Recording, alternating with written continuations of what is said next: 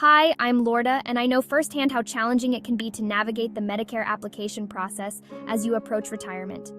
It can feel like you're drowning in paperwork and deadlines. But trust me, it doesn't have to be this way. I remember helping my own parents navigate this, and it felt like we were lost in a maze of forms and phone calls. That's why I've put together this simple step-by-step guide to help you understand how to apply for Medicare when you're nearing 65. We're going to break it down into bite-sized pieces, so you feel confident and in control every step of the way. Let's get started. The first thing you need to know is to apply for Medicare. You don't want to miss the boat on this one. You can actually start applying 3 months before your 65th birthday. That's right, you can get a head start. Now you have a total of 7 months to enroll, 3 months before your birthday month, and 3 months after.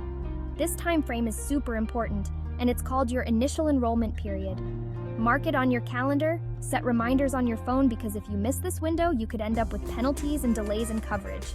And nobody wants that. Before you even think about filling out applications, let's gather all the important documents you'll need. Think of this as getting all your ducks in a row. First things first, you'll need your Social Security number, or SSN. Have it handy because you'll need it throughout the process. Next up, you'll need proof of U.S. citizenship or legal residency. This could be your birth certificate, passport, anything official that verifies your status. Now here's a little bonus tip. If you're already receiving Social Security benefits, you're ahead of the game. You'll be automatically enrolled in Medicare, so you can breathe a sigh of relief and skip the application process altogether. Okay, now let's talk about the different parts of Medicare because it can be a little confusing. First up, we have Medicare Part A.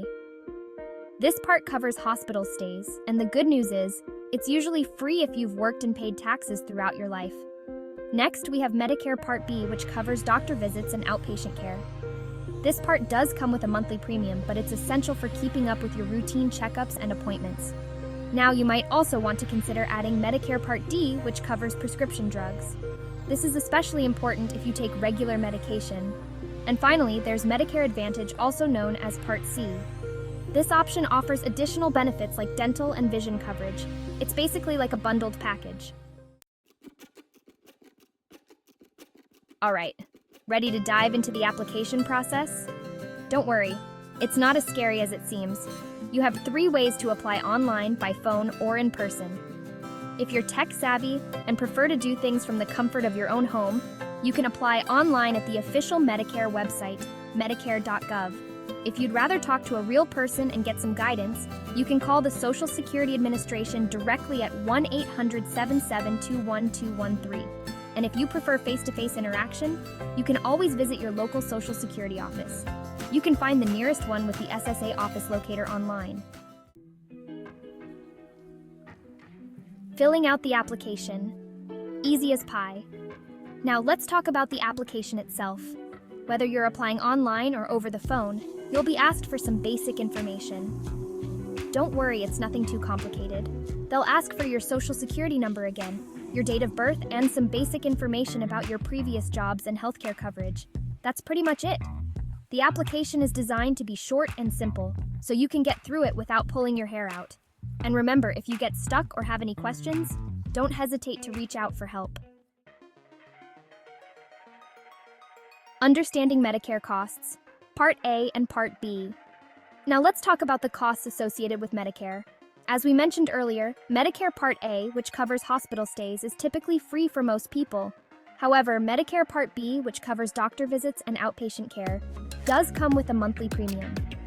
The good news is that the Part B premium is relatively affordable for most people, with the average cost being around $164.90 per month in 2023. But don't worry, you don't have to pay out of pocket every month.